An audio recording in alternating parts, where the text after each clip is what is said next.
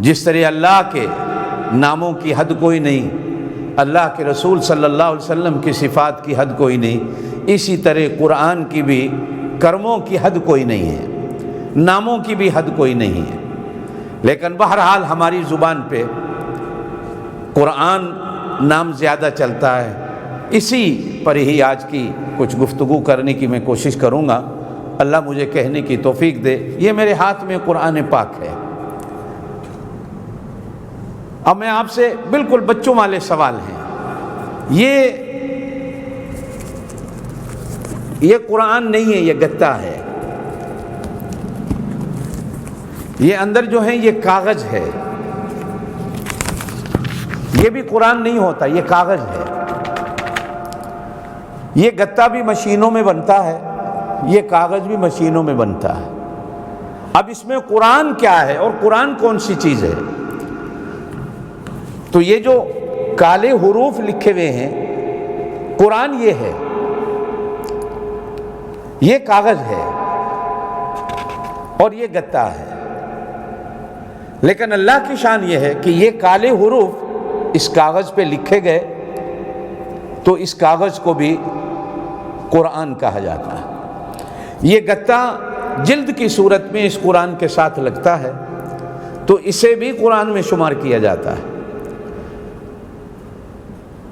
مسلمان مرد ہو یا میری بہنیں میری بیٹیاں ہوں، خصوصاً دیہاتوں میں تو یہ عام رواج ہے، ہمارے ہاں بالخصوص، کہ جب تلاوت کے لیے بہنیں بیٹیاں بھی اسے کھولتی ہیں یا دیہاتوں میں آدمی بھی کھولتا ہے تو پہلے 3 دفعہ اسے چومتا ہے اور ماتھے سے لگاتا ہے۔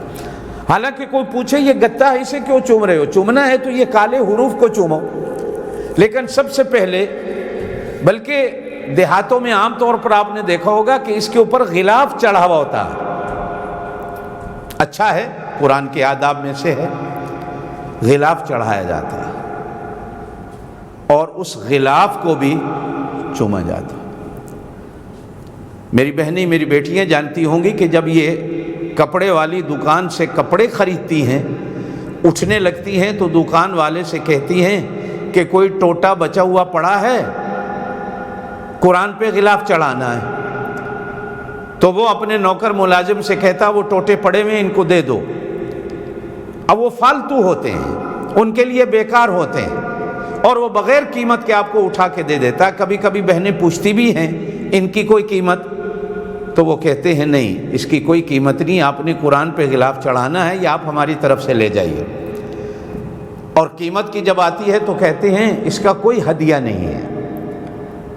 ہماری بہنیں بیٹیاں گھر لاتی ہیں، اس بے قیمت کپڑے کو دھو کر جب قرآن پر چڑھاتی ہیں، غلاف بنا دیتی ہیں، وہ اتنا قیمتی ہو جاتا ہے کہ اسے بھی قرآن کا حصہ سمجھ کر چوما جاتا ہے اور اس کپڑے کا بھی ادب کیا جاتا ہے اور اس کا احترام کیا جاتا ہے۔ اور پھر جس رحل پر قرآن رکھا جاتا ہے، جس تپائی یا ڈیسک پر قرآن کو رکھا جاتا ہے، جو رحل ہوتا ہے ہمارے ہاں اس رحل کا بھی، جو بہنیں بیٹیاں میری بات کو سن رہی ہیں وہ سمجھیں گی کہ اس رحل کا بھی ادب ہوتا ہے۔ ہم اس کو بھی اونچی جگہ پہ رکھتے ہیں۔ عام طور پر رحل کو بھی اس طرح زمین پہ نہیں پھینکا جاتا، اس کا بھی ادب ہوتا۔ حتیٰ کہ اگر کوئی سر کے نیچے سیرانہ تکیہ بنا کر بھی اس رحل کو لیٹے تو بوڑھی اماں آنکھیں نکال کر کہتی تینوں شرم نہیں ہوندی؟ یہ رحل ہے جدوں تے اسی قرآن رکھنے ہاں، تو اس کے اوپر سر رکھ کے سو رہا ہے۔ حرمین میں بھی دیکھا ہے کہ کئی لوگ بے ادبی کرتے ہیں، کبھی رحل سر کے نیچے رکھ کے سو جاتے ہیں۔ کئی دفعہ تو وہاں ایسا بھی دیکھا ہے کہ قرآن کو سر کے نیچے رکھ کر بھی سوئے ہوئے ہوتے ہیں اور قرآن کو ایسے زمین پہ رکھ دیتے ہیں، بے ادبی۔ لیکن ہمارے ہاں جو ادب ہے، وہ کہنے والے کہتے ہیں نا کہ قرآن اترا تو عرب میں ہے، مکہ مدینے کی دھرتی پہ اترا ہے۔ ہر نبی کو اللہ نے جو آسمان سے کتاب دی، وہ لکھی ہوئی کتابی صورت میں ایک ہی لحظے میں ایک ہی جگہ بلا کر دے دی گئی کہ یہ لے لو۔ موسیٰ علیہ السلام کو طور پہ بلایا، لے جاؤ۔ عیسیٰ علیہ السلام سے کہا کہ عبادت خانے میں رہنا ہے، باہر نہیں جانا۔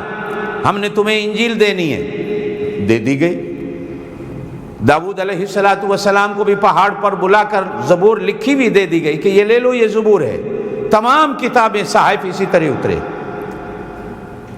لیکن قرآن اور قرآن جس پاک نبی پر اترا، یہ دونوں کی اتنی عظمت ہے کہ اللہ پاک نے لکھا ہوا نہیں دیا، ایک ہی جگہ پر نہیں دیا، ایک ہی موقع پر نہیں دیا،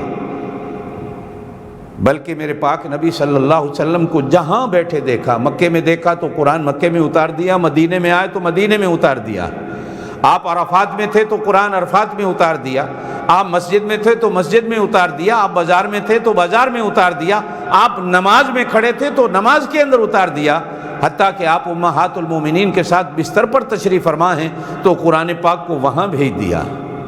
یہ عظمتیں ہیں قرآن کی بھی۔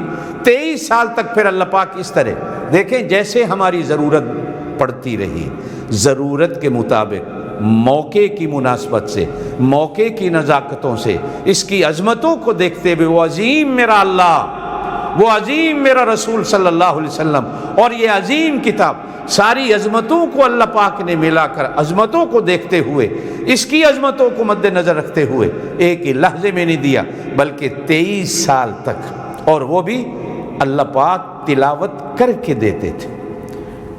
جناب جبرائیل امین کو سدرہ سے آگے تو جانے کی اجازت ہوتی نہیں تھی، کھڑے ہوتے تھے، ادھر سے اللہ تلاوت کرتے تھے، ادھر جبریل سنتے تھے، پھر جیسے سنتے تھے آ کر حضور پاک صلی اللہ علیہ وسلم کو دیتے تھے، اور پھر اللہ نے نظام ایسا وضع کیا، سسٹم ایسا بنایا کہ ہر رمضان میں جبریل کو مدینے بھیج کر حضور پاک صلی اللہ علیہ وسلم سے کہا جاتا، آپ سناؤ جتنا میں آپ کو دے کے گیا تھا، کوئی تبدیلی تو نہیں ہوئی، ترتیب وہی ہے۔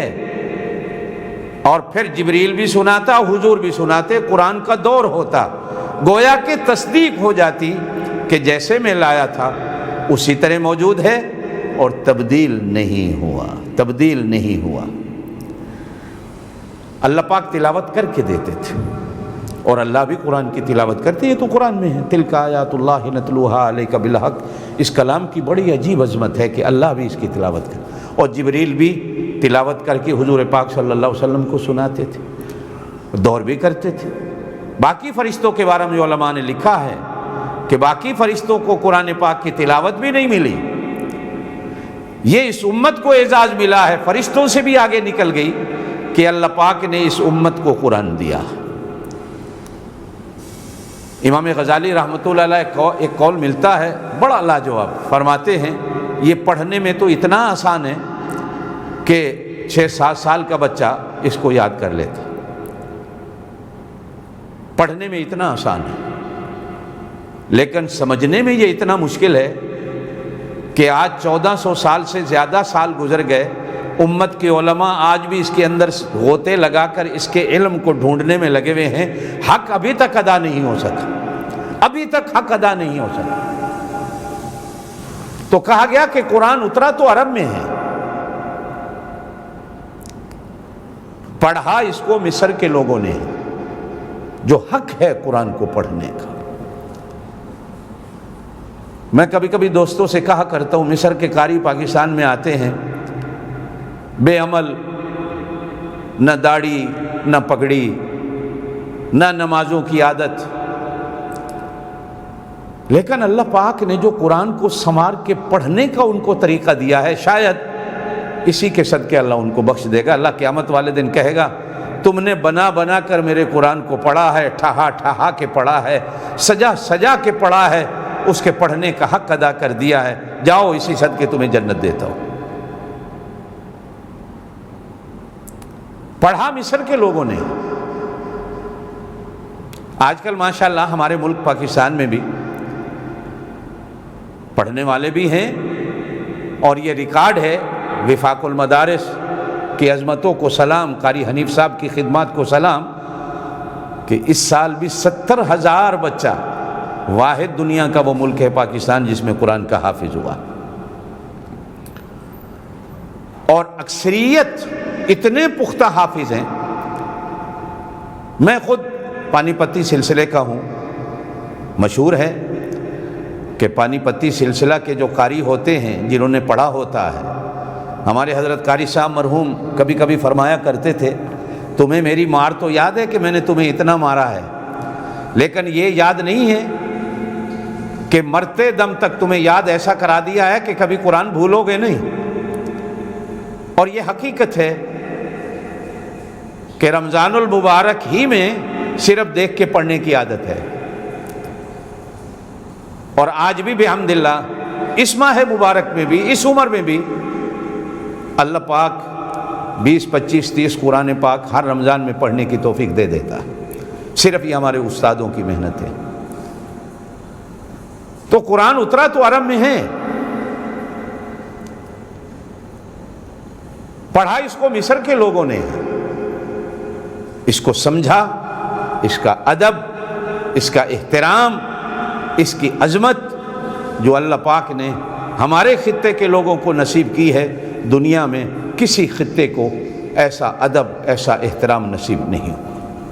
یہ روز روشن کی بات ہے کہ جس طرح دن روشن ہے، اس میں کوئی شک نہیں، بے عینی اسی طرح یہ جو میں بات کر رہا ہوں اس میں کوئی شک نہیں ہے۔ میں دنیا گھوما ہوں، کوئی ملک ایسا نہیں جہاں اللہ پاک قرآن کے صدقے نہیں لے گیا۔ میں کبھی کبھی اپنے بچوں سے کہا کرتا ہوں، یہ جہازوں پہ گھومنا جانا، میرے بچوں یہ قرآن کی برکتیں ہیں۔ اگر ہمارے پاس قرآن نہ ہوتا تو ہم بھی سڑکیں کھودنے میں لگے ہوئے ہوتے، ہمیں کون پوچھتا۔ یہ قرآن کی برکتیں ہیں کہ اللہ پاک نے ساری دنیا کو ہماری مٹھی میں رکھ دیا، ساری دنیا کا سفر اللہ پاک قرآن کے صدقے کرا دیتا۔ میں اور حضرت شیخ محمد مکی مدرس حرم ایک دفعہ بنگلہ دیش میں تھے، اکثر ہمارا جانا ہوتا ہے۔ اب ہم اردو بولنے والے، وہ بنگالی بولنے والے، تو ایسا اجتماع دیکھا ہے کہ 4 لاکھ 5 لاکھ آدمی تو معمولی چیز تھا۔ ایک جگہ مغرب کے بعد بیان ہوا تو معلوم ہوا 4 لاکھ آدمی جمع ہے، ایک جگہ عصر کے بعد ہوا تو معلوم ہوا وہاں بھی 5 لاکھ آدمی جمع ہے۔ اب جب پوچھا ان سے تقریر کے دوران کہ بھائی تمہیں کچھ سمجھ آ رہی ہے، تو جواب ملتا تھا سمجھ آئے نہ آئے بس قرآن پڑھتے جاؤ، ہم تو قرآن کے عاشق ہیں، ہم تمہارا قرآن سننے آتے ہیں۔ اور سید عبد المجید ندیم شاہ صاحب، اللہ ان کی قبر کو ٹھنڈا کرے اپنے نور سے، بنگلہ دیش میں ان کے اجتماعات تو یقین جانے 5 لاکھ 8 لاکھ آدمی معمولی چیز ہوتا تھا، بس قرآن کے دیوانے تھے۔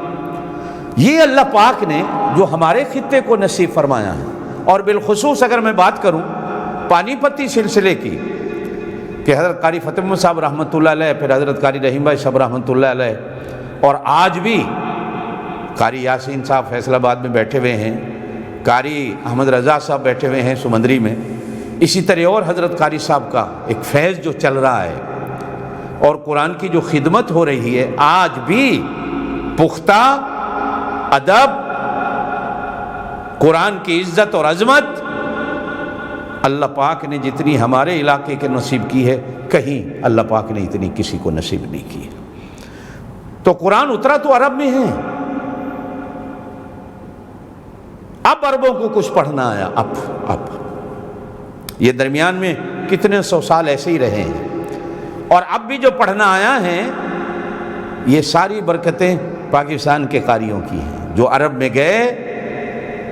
قاری رفیق صاحب جدے میں بیٹھے ہیں، قاری سیف الدین صاحب، اللہ کیا کیا قاری عبداللہ صاحب مسجد نبی میں بیٹھے ہیں، 50 سال ہو گئے قرآن پڑھاتے۔ حضرت قاری رحیم صاحب رحمۃ اللہ کے شاگردوں میں ہیں یہ لوگ۔ آج سے کچھ سال پہلے تک وہاں یہ قانون تھا کہ بس اتنا کہہ دو میں قاری رحیم بھائی صاحب کا شاگرد ہوں، بس کہا جاتا تھا پڑھانے بیٹھ جاؤں۔ ان کی محنتوں کی برکتوں سے عرب کو اب قرآن پڑھنا آیا، اور مصر والے تو صدیوں سے پڑھ رہے ہیں، اللہ پاک نے جو ان کو پڑھنے کا انداز دیا ہے۔ آئیے پھر میں اپنی اسی بات کی طرف آؤں کہ قرآن کیا ہے۔ یہ 3 چیزیں ہیں، یہ گتا ہے، یہ اندر سارا کاغذ ہے۔ قرآن یہ ہے جو اندر لینوں میں بلیک سیاہی سے لکھے ہوئے حروف ہیں، یہ قرآن ہے۔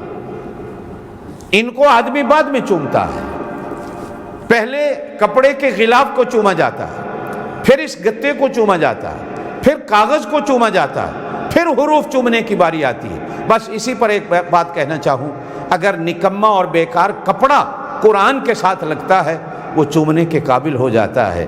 ایک گتا فیکٹریوں کا بنا ہوا قرآن کے ساتھ لگتا ہے، چومنے کے قابل ہو جاتا ہے۔ اور وہ کاغذ جو ایک فیکٹری کا بنا ہوا ہے، فیکس آتی ہے آپ نہیں چومتے، اخبارات ہوتے ہیں آپ نہیں چومتے، وہ بھی کاغذ ہوتے ہیں، لیکن قرآن کے ساتھ جو کاغذ لگتا ہے آپ اسے چومتے ہیں، اور چومنا ثواب سمجھتے ہیں، اور ثواب ہے، اس میں کوئی شک نہیں۔ یہ ادب ہے قرآن کا، یہ حیا ہے قرآن کی، یہ عزت ہے قرآن کی کہ اسے چوما جائے۔ اب یہ چیزیں چومنے کے قابل ہو گئیں جو قرآن کے ساتھ لگ گئیں۔ اگر انسان اپنے آپ کو قرآن کے ساتھ لگا دے، آپ اور میں ادب کریں نہ کریں، اللہ کے ہاں اس کا ضرور ہے، اللہ کے ہاں اس کا بڑا مقام ہے۔ ایک حدیث میں فرمایا گیا کہ خاندان کے 10 آدمیوں کی جن پر جہنم واجب ہو چکی ہوگی، قرآن کا حافظ، قرآن کا عامل، اللہ اجازت دے گا ان کو جنت میں لے جاؤ۔ ایک حدیث میں 40 آدمی خاندان کے کہے، ایک میں 70 کہے گئے، اور ایک حدیث میں پورا خاندان کہا گیا۔ یہ مرتبے اور اپنے اپنے علم و عمل کے اسٹیج ہیں، کس نے کتنا کیا ہے، کس نے کتنا کیا ہے، اللہ محروم کسی کو نہیں رہنے دیتا۔ اور ماں باپ کے سر پر بھی سونے کا قیامت والے دن ایسا تاج رکھ دیا جائے گا کہ جس کی روشنی آسمان کے سورج سے بھی زیادہ ہوگی۔ اہل محشر جان نہیں سکیں گے یہ کون لوگ ہیں۔ کسی کی زبان سے نکلے گا نبیوں کی جماعت ہے، کسی کی زبان سے نکلے گا نہیں یار یہ شہیدوں کی جماعت ہے، کوئی کہے گا یہ ولیوں کی جماعت ہے۔ آخر میں اللہ پاک اپنے فرشتوں سے کہے گا تم کہہ دو اعلان کر کے، یہ نہ نبی ہیں، نہ یہ شہید ہیں، نہ یہ ولی ہیں، یہ وہ گنہگار ماں باپ ہے دنیا میں جن کی اولادیں قرآن کے علم سے مالا مال ہوئی تھیں، آج اس کے صدقے میں ہم نے ماں باپ کے سروں پہ ایسا سونے کا تاج رکھ دیا ہے جس کی روشنی آسمان کے سورج سے بھی زیادہ ہے۔ اس کا کیا حال ہوگا؟ اس کا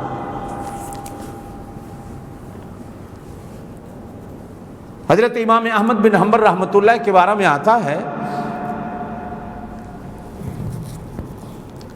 قرآن کے علوم پر انہوں نے 4 جلدوں کی کتاب لکھی، اور کبھی کبھی ان کو اللہ پاک کی زیارت بھی ہو جاتی تھی۔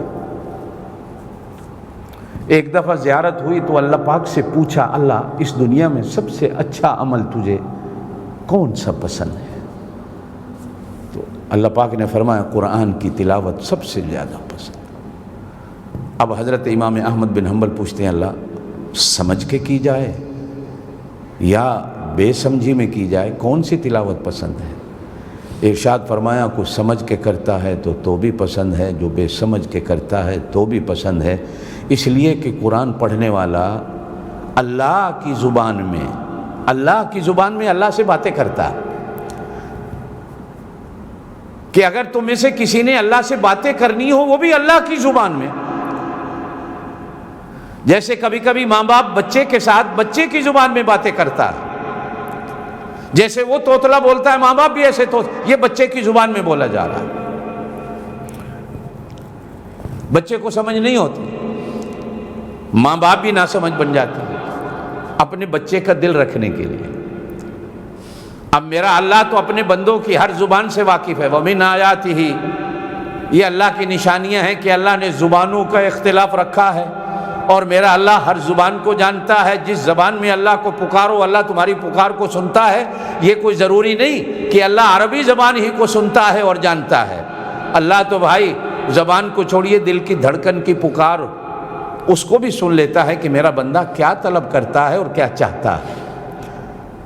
اب کیڑے مکوڑوں کو بھی زبانیں اللہ ان کی زبانیں بھی جانتا، اڑنے والے پرندوں کی بھی زبانیں ہیں اللہ ان کی زبانوں کو بھی جانتا۔ وَاخْتِلَافُ أَلْسِنَتِكُمْ وَأَلْوَانِكُمْ إِنَّ فِي ذَلِكَ لَآيَاتٍ لِلْعَالَمِينَ، یہ تو اللہ کی نشانیوں میں سے نشانی ہے۔ لیکن چونکہ قرآن عربی میں ہے، جناب نبی کریم علیہ الصلوۃ والسلام نے ارشاد فرمایا میری امت کے لوگوں، عرب سے پیار کرو۔ 3 سبب ہیں عرب سے پیار کرنے کے۔ فرمایا میں عربی، او بھائی عرب سے گناہ اور غلطی ہو بھی جائے تو یہ سمجھ کے معاف کر دینا کہ یہ میرے علاقے اور میرے محلے کے لوگ ہیں، میرے پڑوسی ہیں، یہ میرے پڑوسی، یہ میری زبان کے لوگ ہیں۔ پردیس میں پشتو والے کو پشتو بولنے والا مل جائے نا تو وہ قربان ہو جاتا، بنگالی بولنے والے کو بنگالی مل جائے تو وہ قربان ہو جاتا۔ یہ تو صرف ہم پنجابی ہوتے ہیں، پنجابی بولنے والا مل جائے تو ہم ٹانگ کھینچتے ہیں، ہم قربان نہیں ہوتے، بلکہ کہتے ہیں کتھوں آ گئی یہ بلا میرے سر دے ہوتے، جان چھوڑا ہوئے دیکھو۔ یہ پنجاب کا خطہ ہے۔ سندھی، سریکی، پشتو، بنگالی جان نچھاور کر دے گا۔ بھائی اور کچھ نہ ہو تو اتنا تو سوچ لو کہ ان کی زبان عربی میرے پاک نبی کی زبان ہے، میرے نبی کے اہل زبان تو ہے نا۔ تیرا منہ نہیں تیرے سائیاں دا منہ ہے ساڑی زبان وچ کیا جاندہ ہے پنجابی وچ۔ ہم تیرا منہ نہیں دیکھتے، ہم ان کا منہ دیکھتے ہیں جن کی زبان بول رہے ہیں۔ اور مکے مدینے والے تو پڑوسی ہیں میرے پاک نبی کے، ان کو تو حضور صلی اللہ علیہ وسلم نے اپنا پڑوسی کہا ہے، وہ تو وطن ہے میرے پاک نبی کا۔ وہاں تو مر کے دفن ہو جانا بھی اپنے آپ کو جنتی کہلانے کے لیے کافی ہے، جنتی ہونے کے لیے کافی ہے۔ ارے بھائی جو وہاں سے حاضر ہو کے آتا ہے تو ہم اس کے گلے میں پھولوں کے ہار ڈالتے ہیں، اس کا استقبال کرتے ہیں، اس کی دعوتیں کرتے ہیں، اس سے دعا کراتے ہیں۔ جو وہاں رہتا ہے یہ اہل نفاق نے، روافض نے، اہل بدعت نے، شیطان کے چیلوں نے عربوں کی اس توحید اور عقیدے کو دیکھتے ہوئے ان کو گالیاں دینے کا ایسا بازار گرم کر رکھا ہے، جو اٹھتا ہے عرب ایسے ہیں، عرب ایسے ہیں، عرب ایسے ہیں۔ آپ اور میں کیا ہیں؟ آپ اور میں کیا ہیں؟ نہ ایمان سے کہو اللہ پاک آپ کو ایسے دولت دے دیتا تو آپ کیا کرتے؟ جن کے پاس آپ کے ملک میں دولت ہے وہ کیا کر رہے ہیں؟ کیا کرتے ہیں؟ حل میں مزید ہر کوئی اور مانگ رہا ہے، لوٹ لو، یہ کر لو، وہ کر لو، وہ عیاشیاں نہیں کرتے۔ اب سارے ایک جیسے نہیں ہوتے، سارے ایک جیسے نہیں ہوتے۔ سعودی عرب کے شہر القصیم میں 1 لاکھ کھجور کے درختوں کا ایک باغ ہے، 1 لاکھ درخت ہے اس میں کھجور کے، 1 لاکھ۔ اس باغ کے مالک نے آج تک کسی ایک کھجور کے پھلوں کو بیچا نہیں، سارے راہ خدا میں لوٹا دیتا۔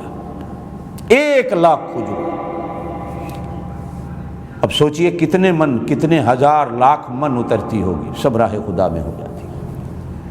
یہ حرمین میں جو افطاریاں ہوتی ہیں رمضان المبارک کے علاوہ بھی، اعلیٰ سے اعلیٰ کھجور سکری جو وہاں چل رہی ہوتی ہے وہ کہاں سے آتی ہے؟ ساری دنیا کو پوری ہوتی ہے، کہاں سے آتی ہے؟ سارے ایک جیسے نہیں ہوتے۔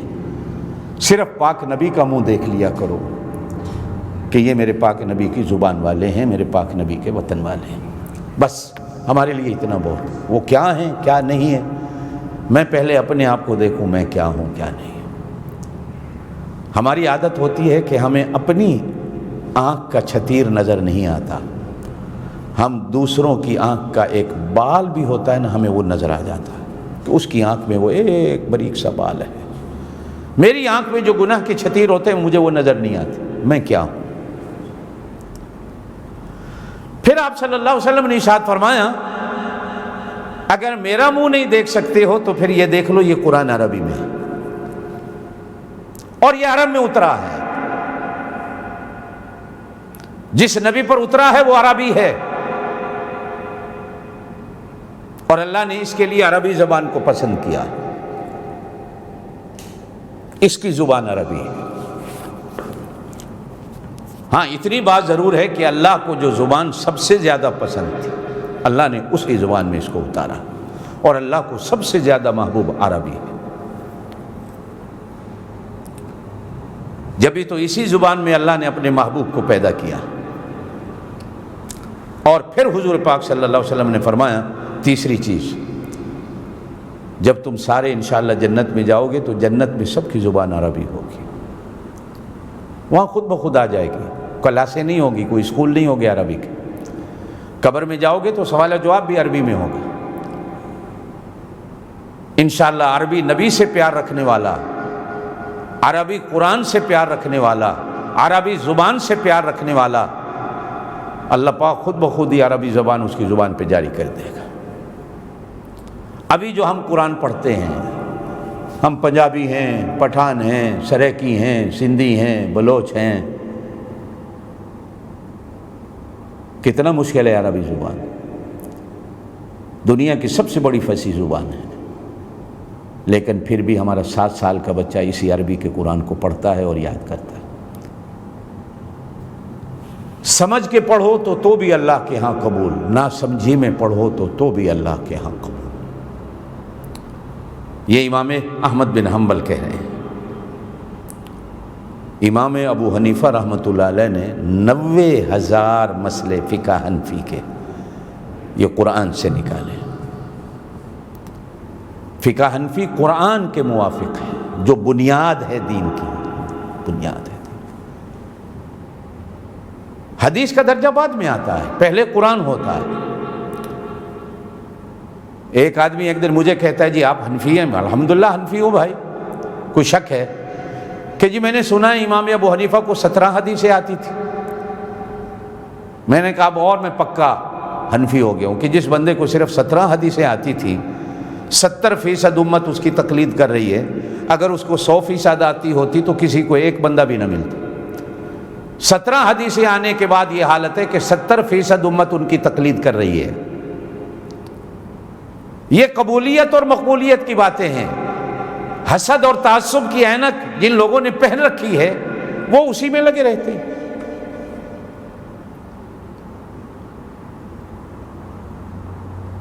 یہ قرآن ہے۔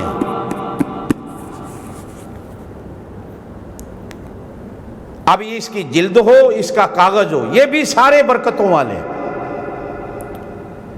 شاہ عبدالعزیز محدث دہلوی رحمۃ اللہ علیہ کے زمانے میں یہ شاہ ولی اللہ کے بیٹے ہیں۔ یہ ہندوستان میں جو حدیث کا علم ہے یہ انہی کے صدقے آیا ہے، یہی خاندان ہندوستان میں حدیث کا علم لایا ہے۔ تو اس زمانے میں ایک پادری نے مسلمانوں کو چیلنج دیا، آگ کا الاؤ روشن کیا، ہو آگ بھڑک رہی ہے، کہا مسلمانوں میں انجیل ڈالتا ہوں اس آگ میں، مسلمان آئیں اور اپنا قرآن ڈالیں، اگر انجیل جل گئی تو میں جھوٹا، اگر قرآن جل گیا تو مسلمان جھوٹے۔ اب وہ چیلنج دے رہا ہے۔ شاہ عبدالعزیز محدث دہلوی رحمۃ اللہ علیہ کو پتہ چلا، تشریف لے آئے، فرمایا ایسے بات نہیں بنتی، آؤ تم انجیل کو سینے سے لگاؤ، میں قرآن کو سینے سے لگاتا ہوں، تو بھی چھلانگ لگا، میں بھی چھلانگ لگاتا ہوں، جو بچ جائے گا وہ سچا اور جو جل جائے گا وہ جھوٹا۔ پہلے بھی ایک نبی پر آگ گلزار ہوئی تھی، اور شاہ عبدالعزیز محدث دہلوی فرماتے ہیں میں دیکھ رہا تھا آگ انتظار کر رہی ہے، میں چھلانگ ماروں تو ابراہیم علیہ السلام کی طرح میرے لیے گلزار بن جائے گی۔ اب وہ بھاگا، پکڑا تو کہنے لگا میں تو انجیل پہ مثالہ لگا کے آیا تھا، اپنی جان پہ تو نہیں لگا کے آیا تھا، انجیل کو آگ میں ڈالتا مثالے والی کو تو آگ نہ لگتی، میں نے جلنا مرنا ہے کیا؟ اس لیے کہ میں نے اپنے جسم پر تو مثالہ نہیں لگا رکھا۔ اب اس قرآن کے ساتھ گتا بھی تھا، اس قرآن میں کاغذ بھی تھا، یہ گتا بھی اب قرآن بن گیا ہے اور یہ کاغذ بھی اب قرآن بن گیا ہے۔ بزرگان دین نے ہندوستان کے ایک آدمی کا واقعہ لکھا ہے، وہ مر گیا تو بیوی کو خواب کے اندر آیا، بلکہ جیتے بھی کہتا تھا کہ یہ منشی رحمت علی یہاں سے گزرتا ہے میرے گاؤں سے، بڑا متقی آدمی ہے، میں اگر مر گیا تو اس سے کہنا میرا جنازہ پڑھا ہے۔ اتفاقاً منشی رحمت علی گزر رہے تھے تو وہ بندہ مر گیا۔ اب گاؤں والوں نے کہا جی جنازہ پڑھاؤ، کیا کیوں؟ کہا کہ مرنے والا وصیت کر گیا تھا۔ اب اس کا جنازہ پڑھایا، قبر میں دفن میں بھی شریک ہوئے، تو دفن کرتے وقت کہیں اپنی کمپنی کا، فیکٹری کا جہاں نوکری کرتے تھے، جو پنچ کیا جاتا ہے کارڈ جس پہ وقت درج ہوتا ہے، وہ کہیں اندر گر گیا قبر میں، اور وہ اندر ہی مٹی میں مل گیا۔ اب یہ دفتر پہنچے تو اب کارڈ کوئی نہیں۔ اب فکر ہوئی نوکری کی، تو ذہن میں آؤ ہو وہ تو شاید فلاں جگہ میں قبر پہ کھڑا تھا، جب مٹی ڈال رہا تھا وہیں گر گیا ہوگا۔ اب پھر واپس پلٹے، گاؤں والوں سے کہا بھائی ایسی ایسی بات ہے۔ اب چونکہ جنازہ پڑھا کے گئے تھے تو گاؤں والوں نے بھی ان کے ادب میں کہ شیخ اللہ والا کو ایسا نیک بندہ ہے کہ مرنے والا وصیت کر کے گیا تھا کہ میرا جنازہ یہ پڑھائے، چلیں بھائی مٹی نکالتے ہیں قبر کی۔ مٹی نکالی تو اندر سے بالکل اس کے کفن کے ساتھ لگا ہوا وہ کارڈ مل گیا۔ کارڈ اٹھایا تو منظر دیکھ کر حیران ہو گئے کہ پوری قبر گلاب کے پھولوں سے بھری پڑی۔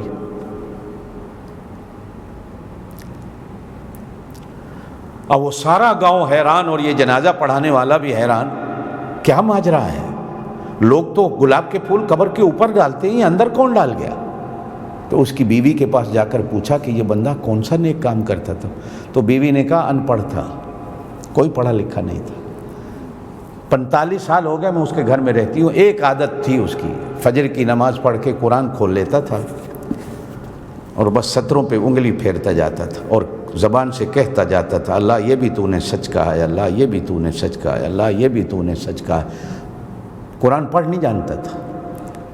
صرف 45 سال روزانہ فجر کے بعد میں نے اس کو دیکھا ہے، جب سے میں اس کے نکاح میں آئی تھی، ایسے انگلی پھیر کے کہتا رہتا تھا یہ بھی تو نے سچ کہا ہے، یہ بھی تو نے سچ کہا ہے، یہ بھی تو نے سچ کہا۔ اب اس بزرگ نے کہا ہاں یہ اسی کا صدقہ اور سبب ہے کہ بے شک انگلیاں وہ کاغذ پہ پھیرتا رہا لیکن دل سے تصدیق کرتا رہا یہ اللہ کا کلام ہے اور اللہ سچ کہتا۔ میری بہنوں، میری بیٹیوں، میرے بھائیوں، میں پھر وہی بات کروں، اگر آپ اور میں اس گتے اور کاغذ سے بھی گئے گزرے ہیں، یہ تو فیکٹریوں میں بنا ہے، آپ کو اور مجھے تو اللہ نے اپنے ہاتھوں سے بنایا۔ ہاں ہم نے قرآن کو غلافوں میں لپیٹ کر گھر میں الماریوں کی زینت تو بنا دیا۔ بیٹی کی رخصتی ہوتی ہے، کچھ ماں باپ ہیں جو جہیز میں قرآن بھی دے دیں، اور کچھ ایسے ہیں جب رخصتی ہوتی ہے تو سر پہ قرآن کا سایہ کرا کے بیٹی کو رخصتی کرتے ہیں۔ لیکن کس نے کبھی کہا ہے بیٹی سے کہ بیٹی اس گھر میں جا کر اس قرآن سے بھی محبت کرنی ہے، اس سے بھی دوستی کرنی ہے، اس کو بھی پڑھنا ہے، اس کو بھی سمجھنا ہے، اس لیے کہ اس پر ایمان اور اس کی عزت، اس کا ادب بھی ہر مسلمان پر ضروری ہے۔ یہ صرف رکھنے کے لیے نہیں آیا کہ میں ریشمی غلاف میں لپیٹ کر بیٹی کو جہیز میں دے دوں اور وہ بیٹی میری الماری سے نکال کر کبھی اس کو پڑھے بھی نہیں۔ میری بہنوں، میری بیٹیوں، میں نے حضرت رابعہ بصریہ کو نہیں دیکھا، پڑھا ضرور ہے، لیکن اگر کوئی مجھ سے پوچھے کہ آپ نے رابعہ بصریہ کو دیکھا ہے تو الحمدللہ میں کہتا ہوں میں نے دیکھا ہے، اور وہ میری اماں مرحومہ تھی، پڑھی بھی نہیں تھی، لیکن اللہ نے علم اتنا دے رکھا تھا کہ میں نے خود بچپن میں وضو کا طریقہ نورانی قاعدہ اپنی اماں سے پڑھا ہے۔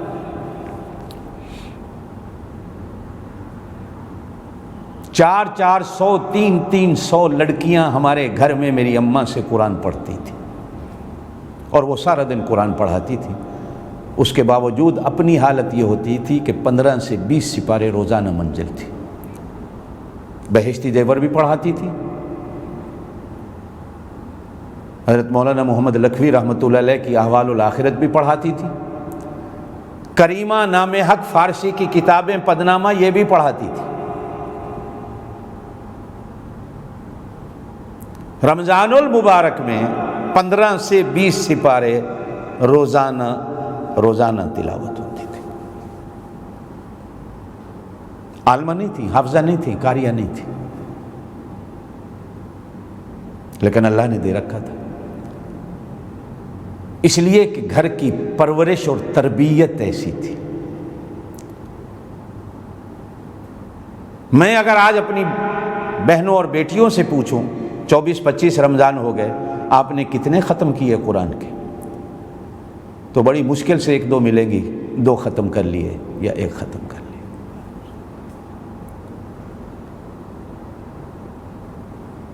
قرآن کی طرف آنا جانا رکھیے۔ حدیث پاک کے اندر فرمایا گیا جب بندہ مومن قرآن سے محبت کرنے والا مرتا ہے تو قرآن کفن کے اندر دوست کی صورت میں بیٹھ جاتا، قبر میں بھی دوست کی صورت میں ساتھ رہتا ہے، حتیٰ کہ اگر کہیں سے عذاب آنے لگتا ہے قبر میں تو قرآن آگے دیوار بن کے کھڑا ہو جاتا ہے۔ حشر کے دن بھی قرآن دوست کی صورت میں ساتھ رہے گا، حتیٰ کہ میرے پاک نبی صلی اللہ علیہ وسلم نے ارشاد فرمایا جنت میں بھی قرآن ساتھ رہے گا۔ جنتی کی جنت میں کمکمے ہوں گے، لائٹیں ہوں گی، وہ سمجھ رہا ہے کہ یہ نور کی سونے کی لائٹ ہے، ہاتھ لگاتا ہے تو اندر سے آواز آتی ہے کہ میں قرآن کی فلانی صورت ہوں۔ وہ جنت میں گلاب کا پھول دیکھتا ہے، خوشبو سونگھتا ہے، ہاتھ لگاتا ہے، ایسی لاجواب خوشبو، تو اندر سے آواز آئے گی کہ میں قرآن کی فلانی صورت ہوں۔ تو نے قرآن کے ساتھ دنیا میں دوستی رکھی، اللہ پاک نے مجھے حکم دیا ہے کہ جنت میں بھی اس بندے کے ساتھ رہنا۔ قرآن جنت میں بھی نہیں چھوڑے گا۔ حتیٰ کہ میرے پاک نبی صلی اللہ علیہ وسلم نے تو سورہ ملک کے بارے میں فرمایا کہ اس کو رات کو سونے سے پہلے پڑھنے کی عادت بنا لو۔ جہاں جہاں جو بھی بہن بھائی میری آواز کو سن رہے ہیں، یہ ایک نصیحت اور ایک سبق ہے، یہ جاتی بہار کے دن ہیں، اسے پلے باندھ لیجئے۔ سورہ ملک کو پڑھ کر سونا۔ آپ صلی اللہ علیہ وسلم نے ارشاد فرمایا جو عادت بنا لے قبر میں اسے عذاب نہیں آ سکتا، سانپ بچھو قبر میں نہیں آ سکتے، یہ سورت دیوار بن کے کھڑی ہو جاتی۔ اور کتنے اللہ والوں کے تو واقعات پڑھے ہیں کہ ان کی قبروں کے قریب سے لوگ گزرے تو اندر سے سورہ ملک کی تلاوت کی آواز بھی آتی تھی۔ اللہ پاک وہاں بھی پڑھنے کی، لوگ حیران ہوتے ہیں کہ یہ کیا ہے، کیا بات کر رہے ہو بھائی؟ جن کا آنا جانا ہوتا ہے نا محبت کی راہوں میں، یہ وہ جانتے ہیں، جن کا نہیں آنا جانا انہیں نہیں پتہ، انہیں نہیں پتا یہ کیا ہے۔ یہ تو حدیث ہے نا کہ کسی مسلمان کو جب دفن کیا جاتا ہے، کسی بھی ٹائم قبر میں رکھا جائے، تو جب اسے فرشتے آ کر اٹھا بٹھاتے ہیں تو وہ سمجھتا ہے عصر کا وقت جانے والا ہے، سورج غروب ہونے والا۔ تو جو نماز کے ساتھ دوستی رکھتا ہے عصر کے ساتھ، وہ فرشتوں سے کہتا ہے میاں دیکھو تمہارا آنا مبارک، 2 منٹ رک جاؤ، دیکھو سورج غروب ہو رہا ہے، مجھے نماز پڑھنے دو، میں نماز پڑھ لوں پھر تمہارے سوالوں کا جواب دیتا ہوں۔ نماز قبر میں یاد رہ سکتی ہے، قرآن قبر میں یاد نہیں رہ سکتا۔ کیا بات کرتے ہیں؟ ہاں یہ وہی بندہ کہہ سکتا ہے جو قبر کا منکر ہے، جو عذاب قبر کا منکر ہے، اور اس وقت دنیا میں لوگ موجود ہیں جو عذاب قبر کے منکر ہیں۔ حیات انبیاء اور حیات شہداء کے بھی منکر ہیں دنیا میں لوگ۔ بہرحال میں ادھر نہیں جانا چاہتا، یہ علمی باتیں ہیں، علماء کی باتیں ہیں، علماء جانیں یہ باتیں جانیں۔ قرآن کا گتا فیکٹری کا بنا ہوا قرآن کے ساتھ لگتا ہے۔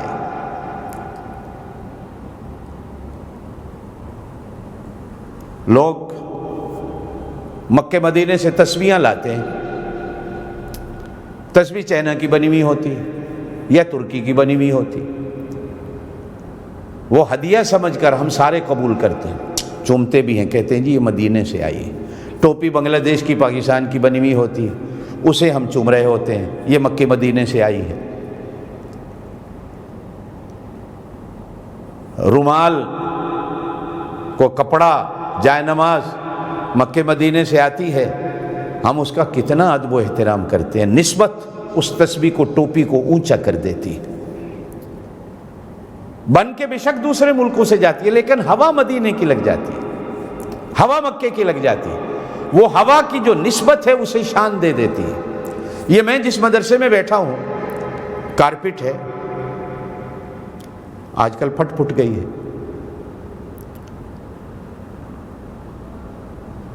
اس سے اچھی کارپٹ آپ کے گھروں میں بچھی ہوئی ہوتی ہے، لیکن یہاں جو آتا ہے وہ جوتے اتار کے اندر آتا ہے. کوئی ولی آتا ہے، کوئی وزیر آتا ہے، کوئی بادشاہ آتا ہے، کوئی سرکاری افیسر آتا ہے، حتیٰ کہ اسی مسجد کا امام بھی آتا ہے تو جوتے اتار کے اندر آتا ہے. لیکن آپ کے گھر میں کوئی کارپٹ بچھی ہوئی ہے تو آپ کا کوئی مہمان معزز آ جائے اور وہ جوتے اتارنا چاہے تو آپ کہتے ہیں نہیں یار کیوں میری بےزتی کرتے ہو، تیرے جوتوں سے کارپٹ اچھی ہے، جوتے پہن کے آؤ. آپ اتارنے نہیں دیتے. لیکن یہاں اگر کوئی جوتا پہن کے آ جائے تو ہر مسلمان ایسے اسے گھور گھور کر دیکھتا ہے کہ یہ کیسے آ گیا جوتے کے ساتھ. کبھی اس فرش سے پوچھو، اس کارپیٹ سے پوچھو کہ میرے گھر کی کارپیٹ تو تجھ سے زیادہ خوبصورت ہے، قیمتی بھی ہے، تیرے اندر کیا کمال آ گیا ہے؟ تو اندر سے آواز آئے گی میرے اندر کمال نہیں، میری اس نسبت کو دیکھ جو اللہ کے گھر کے ساتھ جڑ گئی ہے. اس جوڑ نے مجھے اونچا کر دیا ہے، اس جوڑ نے مجھے کمال دے دیا ہے، اس جوڑ کی وجہ سے مجھے عزت مل گئی ہے کہ میں اللہ کے گھر کے ساتھ جڑ گئی ہوں. میں جب اس گتے کو چومتا ہوں جو قرآن کے ساتھ لگا ہوا ہے اور میں اس سے کہتا ہوں اپنی زبان حال میں تجھے چومنے کا دل نہیں کرتا، کسی فیکٹری کا تو بنا ہوا ہے، تو اندر سے گتا آواز دے کر کہتا ہے کہ میں کسی فیکٹری کا بنا ہوں، یہ نہ دیکھ، یہ دیکھ کہ یہاں قرآن مجید لکھا گیا ہے، میں قرآن کے ساتھ جڑ گیا ہوں، میرے جڑنے کو دیکھ، میرے بننے کو نہ دیکھ. میں اگر اندر والے کاغذ سے کہوں تیرے اندر کیا کمال ہے. آج کل دنیا وہ بھی ٹشو بھی کاغذ ہوتا ہے جس سے لوگ پخانہ پیشاب صاف کر رہے ہوتے ہیں، ٹوائلٹوں میں لگا ہوا ہوتا ہے، ناک صاف کر رہے ہوتے ہیں، ہاتھ اس سے صاف کر رہے ہوتے ہیں، پھر اسے پھینک دیا جاتا ہے. لیکن کوئی اسے پھینک کر تو دکھائے. اسے چوم کر ہم سروں پہ رکھتے ہیں. تو اس کاغذ سے بھی اگر پوچھو تو کاغذ بھی اندر سے یہی آپ کو جواب دے گا، میرا کمال نہیں، میں بے شک فیکٹری کا بنا ہوں، لیکن کمال اس کلام کا ہے کہ جس کے ساتھ میں جڑ گیا ہوں، جس کے ساتھ میں لگ گیا ہوں، اس نے مجھے اونچا کر دیا. کسی نے کہا نا وہ معزز تھے زمانے میں مسلمان ہو کر، ہم خار ہوئے تارے کے قرآن ہو کر. ہم آج قدم قدم پر ذلیل و خوار ہو رہے ہیں. کیوں؟ کہ ہم نے قرآن سے دوستی چھوڑ دی. قرآن بالکل غیروں کی طرح ہمارے گھر میں پڑا ہے، قسمیں کھانے کے لیے رکھا ہوا ہے. لین دین ہے جی قرآن لے آؤ، رشتوں کا جھگڑا ہو گیا تو قرآن لے آؤ، جائیداد کے جھگڑے ہو گئے تو قرآن لے آؤ.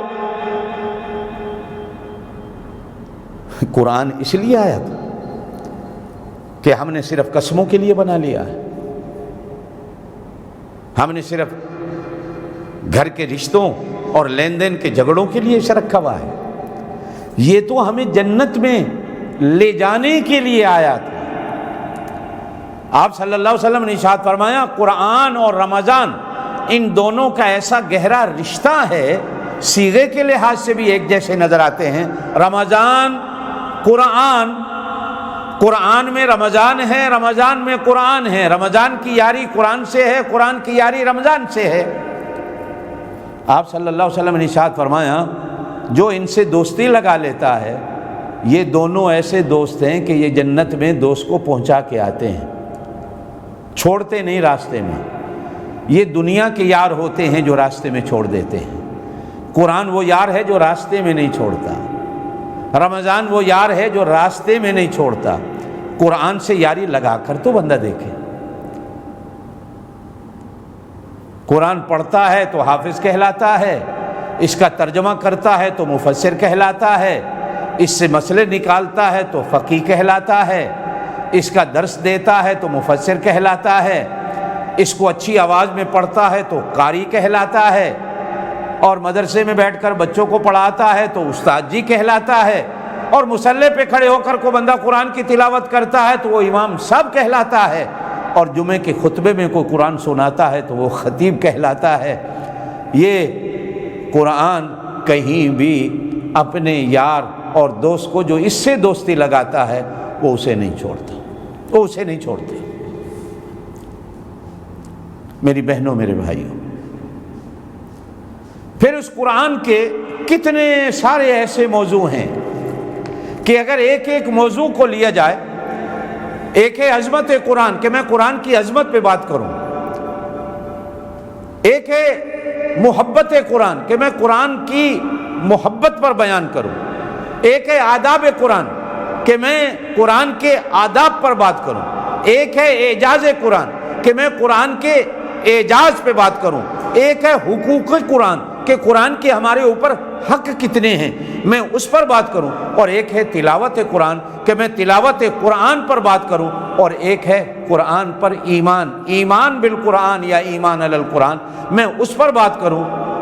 تو یہ تو ایک ایک موضوع ایسا ہے، ایسا برکات سے بھرا ہوا ہے، باتوں سے بھرا ہوا ہے کہ یہ رمضان نہیں، اگلا رمضان المبارک بھی آ جائے تو یہ باتیں ختم نہیں ہو سکتی، اس لیے کہ یہ دنیا میں جتنی برکات ہیں محمد الرسول اللہ صلی اللہ علیہ وسلم کے قدموں کا صدقہ ہے اور قرآن کے ان حرفوں کا صدقہ، ساری برکات۔ کہا گیا قرآن شفا ہے، اب لینے والے قرآن سے شفا بھی لیتے۔ قرآن صرف کتاب عبادت نہیں، یہ بھی ایک مستقل موضوع ہے۔ قرآن کتاب ہدایت ہے، بے شک پڑھنا عبادت ہے، لیکن قرآن تو کتاب ہدایت ہے، کسی ایک صدی کے لیے نہیں، کسی ایک زمانے کے لیے نہیں، کسی ایک وقت کے لیے نہیں، بلکہ قیامت تک کے لیے قرآن کتاب ہدایت۔ بلکہ اگر میں یوں کہوں مصدقا لما معکم، یہ کہ پہلوں کے لیے بھی یہ کتاب ہدایت ہے، تو وہ غلط نہیں ہوگا، اس لیے کہ جس نبی پر اترا وہ اس دنیا کا سب سے بڑا ہادی ہے، سب سے بڑا مہدی ہے، اور جو فرشتہ لایا نزل بہ الروح الامین، جس کو اللہ نے دیا لے جا۔ بعض لوگ کہتے ہیں جی وہ راستے میں بھول گیا، جانا ادھر تھا ادھر چلا گیا۔ اور خدا کے بندو، اس کی تار، اس کی مہار اللہ کے ہاتھ میں ہے، بھیج اس کو اللہ رہا ہے، بھیجنے والا سو گیا ہے کیا؟ یا تو پھر مان لو وہ سو جاتا ہے، مان لو کہ اسے غفلت ہو جاتی ہے، مان لو کہ وہ بھول جاتا ہے، مان لو کہ اسے اونگ آ جاتی ہے۔ جب عقیدہ اور ایمان یہ ہو کہ لا تاخذہ سنۃ ولا نوم، نسیان کی نسبت بھی میرے اللہ کی طرف نہیں کی جا سکتی، تو یہ کیسے ہو سکتا ہے کہ کسی کو اللہ نمائندہ بنا کر قرآن دے کر بھیج رہا ہے کہ جاؤ میرے محمد مصطفیٰ صلی اللہ علیہ وسلم کو دے آؤ، وہ راستے میں بھول گیا، وہ راستے میں بھول گیا، جبکہ اس کی شان میں قرآن نے کہا انہ لقول رسول، یہ اللہ کا بھیجا ہوا ہے۔ پھر کہا کریم، یہ تو بزرگ ہے، چلو بھیجا بابا کہیں کمزوری کے، نہ یہ تو وہ بزرگ ہے، ذی قوت۔ کہا جی بزرگ تو کمزور ہوتے ہیں، کوئی بندہ بندوق دکھا کے لوٹ سکتا ہے۔ کہا نہ ذی قوت، یہ تو بڑی قوت والا ہے، یہ تو زمین کو ایسے اٹھائے ایک ہتھیلی پر تو آسمان سے لے جا کر اسے پلٹ دے تو طاقت رکھتا ہے۔ کہا جی ہو سکتا ہے یہ دور کھڑا ہو، اللہ کہیں سے بول رہے ہیں، یہ سن نہ سکا ہو۔ کہا نہیں عند ذی العرش مکین، یہ تو اللہ کے عرش کے پاس کھڑا ہو کے سننے والا، مطاع اطاعت گزار ہے، آدم علیہ السلام سے شروع ہوا ہے، آج تک کبھی یہ خیانت نہیں کر سکا۔ ثم امین، امانت دار ہے، جس کو اللہ امین کہے۔ قل من کان عدوا لجبریل فإنہ نزلہ علی قلبک بإذن اللہ، وہ اللہ کا بھی دشمن ہے، وہ جبریل کا بھی دشمن ہے، وہ قرآن کا بھی دشمن ہے، جو یہ سمجھتا ہے کہ یہ بھول گیا۔ اور پھر کبھی کسی نے کہا اصل جو تھا وہ کہیں اور چلا گیا، وہ غار میں چھپنے والا غار میں لے کے چلا گیا، یہ تو شراب پینے والے خلیفوں نے لکھ دیا تھا، اصل قرآن تو یہ نہیں ہے۔ اب یہ کتنی بڑی غلط فہمی، اللہ تو اصل ہے، نبی کی نبوت اصل ہے، قرآن اصل نہیں۔ اللہ موجود ہے، اللہ کہیں نہیں گیا، جیسے وہ اس زمانے میں تھا آج بھی اسی طرح ہے وہ، اور ہمیشہ وہ ایسے ہی رہے گا، ہمیشہ سے ہے، ہمیشہ سے ایسے ہی طاقت اور قوت والا رہے گا۔ اب نازل کرنا والا وہ، حفاظت کا ذمہ دار وہ، انا نحن نزلنا الذکر و انا لہ لحافظون، وہ خود کہتا ہے حفاظت کرنے والا میں ہوں، یا تو پھر اللہ کی حفاظت پہ شک کر لو، وہ حفاظت کر ہی نہیں سکتا۔ اللہ لا الہ الا هو الحی القیوم لا تأخذہ سنۃ ولا نوم لہ ما فی السماوات وما فی الارض ولا یؤودہ حفظہما وہو العلی۔ کوئی چیز اس کے احاطے سے نکل سکتی ہے؟ کیا کہتے ہو یار؟ ہر کوئی اپنا تعارف بعد میں کراتا ہے، قرآن وہ سچی کتاب ہے، پڑھنے سے پہلے اپنا تعارف کرا رہا ہے کہ لا ریب فیہ، اس میں کوئی شک نہیں ہے۔ پڑھنے سے پہلے یقین کرنا ہے کہ میں جس کی تلاوت کرنے والا ہوں کر رہا ہوں، یہ تو پہلی آیت ہے۔ اور بعض علماء نے تو لکھا ہے الف لام میم، حالانکہ یہ اللہ اعلم بمرادہ، یہ حروف مقطعات کی مراد اللہ جانتا ہے، لیکن پھر بھی بعض لوگ تو کہتے ہیں الف سے اللہ ہے، لام سے جبریل ہے، میم سے محمد ہے۔ جب ان تینوں میں شک کوئی نہیں تو ذالک الکتاب جو بھیجنے والا ہے، جو لانے والا ہے، جس پہ بھیجی گئی ہے، یارا اس کتاب پہ پھر کیوں شک کرتے ہو؟ پھر سیدھا کو ہمیں ان تینوں پر بھی شک ہے، اور اگر ان تینوں پر شک کرو گے تو اسلام چلا جاتا ہے۔ ان تینوں پر شک کر کے دکھاؤ، کہو میں اللہ کے بارے میں شک رکھتا ہوں۔ یہ من گھڑت قصے اور کہانیاں ہمارے سامنے نہ رکھا کرو کہ فلاں بزرگ تمہارے نے یہ لکھ دیا اللہ پاک کے بارے میں۔ ارے تم ہمارے ان بزرگوں کی عبارات کو سمجھے ہی نہیں، طاقت ہی نہیں، علم ہی نہیں تمہارے بڑوں کے پاس کہ ان کی ان عبارات کو سمجھ سکو وہ کہتے کیا ہیں۔ اللہ کے بارے میں بھی کوئی کہہ سکتا ہے، کوئی شک کر سکتا ہے۔ نبوت کے بارے میں ہاں ابو جہل کی اولاد تو کر سکتی، لیکن ابو جہل کا سکا بیٹا تو ایمان لے آیا تھا، بہو بھی ایمان لے آئی تھی۔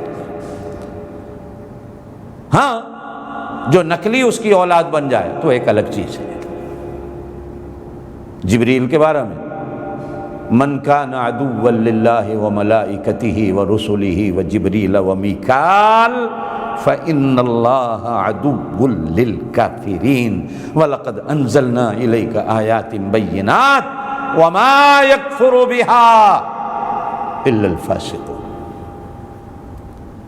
میری بہنوں، میرے بھائیوں، قرآن بے شک کتاب عبادت ہے، لیکن اس کی جو حقیقت ہے وہ یہ ہے کہ یہ کتاب ہدایت ہے۔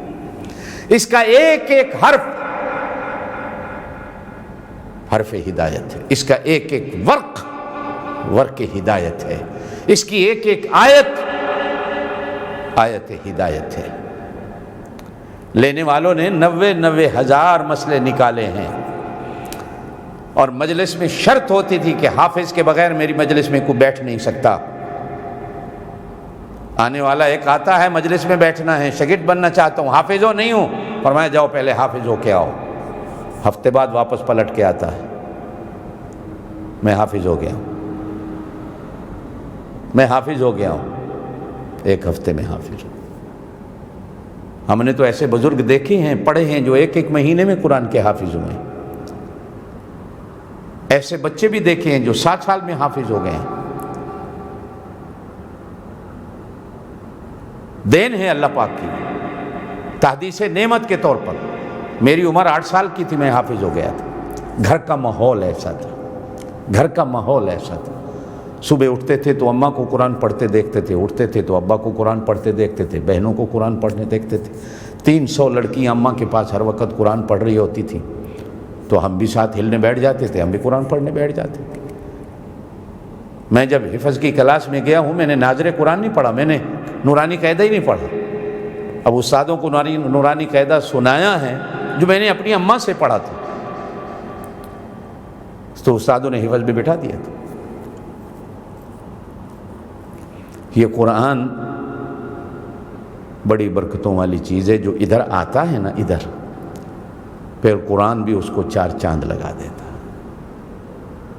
جو اس سے دور ہوتا ہے نا، پھر وہ بھی اور دور ہو جاتا ہے۔ اس لیے حدیث کے اندر فرمایا گیا، بعض وہ ہیں جو قرآن سے عزت پائیں گے، قرآن عزت دیتا ہے۔ بعض وہ ہوتے ہیں جو ذلت پاتے ہیں، قرآن ذلیل کر کے رکھ دیتا ہے۔ قال رب لم حشرتنی اعمی وقد کنت بصیرا۔ ہے کیا کہیں، جاتی بہار کے دن ہیں، جتنا آتا ہے قرآن پڑھیے، قرآن پڑھیے، قرآن پڑھیے، یہ قرآن کا مہینہ ہے۔ اللہ نے اسی مہینے میں نازل کیا ہے، اور اس مہینے میں قرآن کی ایک بہار ہوتی ہے دنیا میں۔ یہ تو ہم نے پہلی دفعہ، میں نے تو اپنی زندگی میں، آپ نے بھی دیکھا ہے، یہ پہلی دفعہ دیکھا ہے کہ نماز تراویح مسجدوں میں نہیں ہو رہی ہے، چھپ چھپے ہو رہی ہیں، خفیہ ہو رہی ہیں۔ جب بعض ایسے جو علماء کہتے ہیں خفیہ ہو رہی ہیں تراویح نہیں ہوتی، کس نے تمہیں کہا ہے خفیہ نماز نہیں ہوتی؟ کس نے کہا ہے؟ یہ کیوں فتوے دیتے؟ دار ارقم میں مسلمان چھپ چھپ کے گھڑوں میں منہ ڈال کر اذانیں کہتے تھے، ان کی اذانیں نہیں ہوتی تھی؟ میرے پاک نبی صلی اللہ علیہ وسلم چھپ چھپ کر تبلیغ کرتے تھے، وہ نہیں کرتے تھے کیا؟ ان کی نمازیں نہیں ہوتی تھی چھپ چھپ کر؟ جو حالات جدھر منہ آیا چل پڑے، چھپ کے نمازیں پڑھ رہے ہیں جی، ان کی نہیں نماز ہوتی جی۔ ہاں ہمیں پتہ ہے کتنے بڑے مفتی ہو یار، رہنے دو ان چیزوں کو، سمجھ آئے؟ کوئی چھپ کے پڑھ رہا ہے، کوئی ظاہر ہو کے پڑھ رہا ہے، یہ مہینہ پڑھنے کا ہے، پڑھیے، جھگڑیے نہیں۔ ہم اسی پہ جھگڑ رہے ہیں، کوئی 8 پڑھ رہا ہے، کوئی 20، جھگڑے، رمضان آتا ہے جھگڑے شروع ہو جاتے ہیں۔ ارے بھائی اور زیادہ پڑھیے، اور زیادہ پڑھیے، اور زیادہ، ساری رات پڑھیے۔ شیخ عبد القادر جیلانی رحمۃ اللہ علیہ جن کے نام کی 11ویاں دیتے ہو، میں تفصیل میں نہیں جاتا 11ویاں کیا ہیں، وہ اس رمضان المبارک میں 60 قرآن پاک کے ختم کرتے تھے۔ 11ویاں دیتے ہو، قرآن نہیں پڑھتے ہو اس مہینے میں، کیوں؟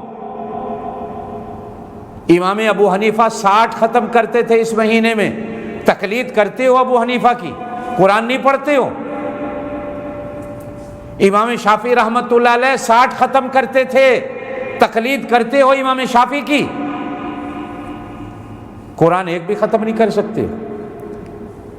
تمہارے امام اتنے ختم کریں اور تم لوگ۔ اللہ پاک ہم سب کو ہدایت دے۔ زندگی رہی انشاءاللہ تعالی یہ سلسلہ چلتا رہے گا۔ کل انشاءاللہ ہماری رات کو ختم قرآن کی دعا بھی ہوگی۔ ہانگ کانگ کا ٹائم 9:30 ہوگا، پاکستان کا ٹائم شام کے 6:30 ہوں گے، اور یو کے کا ٹائم 2:30 PM آفٹرنون، ظہر کے بعد یعنی۔ انشاءاللہ دعا بھی لائیو کاسٹ کی جائے گی۔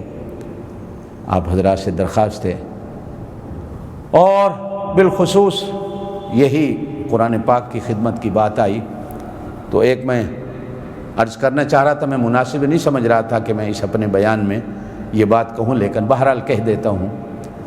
ہمارے ہانگ کانگ میں ختم نبوت کے 8 مدرسے ہیں،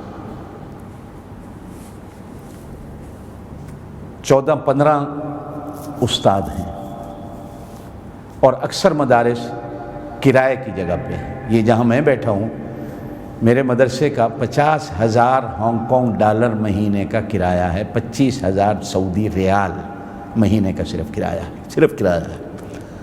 باقی اساتذہ کی تنخواہیں، بجلی پانی بل لگائیں تو 1 لاکھ ہانگ کانگ ڈالر یعنی 50,000 ریال بن جاتا۔ اب یہ 3-4-5 مہینوں سے حالات ایسے ہیں، کلاسیں نہیں ہیں، جمعے نہیں ہیں۔ ہم کچھ مدرسے بند کرنے پر مجبور ہوئے کھڑے ہیں کہ رمضان کے بعد بند کر دیں۔ استادوں کو دینے کی تنخواہ نہیں، مدرسوں کے دینے کا کرایہ نہیں۔ آپ حضرات اگر اپنے رزق حلال سے ہیں، یہ میری عادت نہیں ہے اپیلیں کرنے کی، لیکن آج چونکہ عشرہ اخیر ہے، آخری دن ہے، رمضان بھی ختم ہونے والا ہے، چونکہ ہمارے یہاں جمعہ بھی اکیلے بیٹھ کے ہم ریکارڈ کرتے ہیں، 15-20 آدمی آ جاتے ہیں جمعے میں، تو مدرسے بالکل بند ہونے پہ آئے ہوئے ہیں۔ آپ حضرات اپنے زکوٰۃ، خیرات، صدقات سے اگر اللہ نے دے رکھا ہے، جہاں اور اس مصیبت کے وقت میں آپ خرچے کر رہے ہیں، وہاں مدرسوں کی طرف بھی دھیان دیں۔ مدرسے آپ کے سب سے بڑے امداد کے مستحق ہیں پوری دنیا میں، اور بالخصوص ہم لوگ، چونکہ پورا کاروبار ٹھپ ہے۔ کرونا سے پہلے یہاں پروٹیسٹ چل رہے، کاروبار بند ہیں 6 مہینے سے، کچھ بھی نہیں ہے۔ بہرحال آپ سے درخواست ہے، اگر ہو سکے تو مدرسوں کا تعاون کر دینا۔ زندگی رہی تو کل انشاءاللہ یا ابھی لائیو میں اگر اکاؤنٹ نمبر آپ کو بینک کا دے دیا جائے، کو باہر کے ساتھی جو سن رہے ہوں اگر کچھ مدرسوں کی امداد کرنا چاہیں تو اکاؤنٹ میں ڈال دیں۔ اللہ آپ کے رزق میں، مال میں، جان میں، عزت میں برکتیں دے، اور یہ باقی جتنا مہینہ ہیں اللہ پاک ہم سب کو پوری برکتوں کے ساتھ، پوری آب و تاب کے ساتھ اللہ پاک ہمیں نصیب فرمائیں۔ جتنا گزر گیا ہے اللہ اس کو قبول کر لے، اور جتنا باقی ہے اللہ ہم سب کو نصیب کر دے۔ سبحان ربک رب العزت عما یصفون وسلام علی المرسلین والحمد للہ رب العالمین۔ 2-3 فون نمبر ہیں 9053 8888 67 786 786 یہ میرا نمبر ہے 67 786 786 6200 4722 اور ہانگ کانگ کا ایریا کوڈ 00852۔ یہ جزاک اللہ۔